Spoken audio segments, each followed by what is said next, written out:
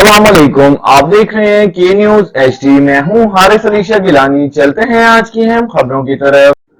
खबरों का सिलसिला आगे बढ़ाते हुए रुक करेंगे साहिवाल का। डिप्टी कमिश्नर साहिवाल साइम अली की हिदायत पर additional deputy commissioner revenue Aitzaz Aslam math ने ईद उल अजहा के दूसरे रोज government Haji Abdul Qayyum district headquarter अस्पताल साहिवाल का अचानक दौरा किया।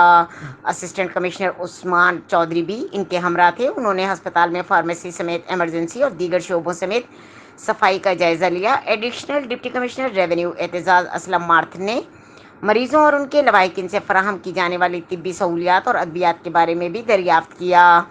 उन्होंने कहा कि वज़ीर आला पंजाब के खुसूसी हिदायत पर आवाम को सेहत की बेहतर तिब्बी सहूलियत फराहम के लिए ज़िले इंतज़ामिया मसरूफ़ अमल है और इस सिलसिले में तमाम वसाइल को बरूए कार लाया जा रहा है।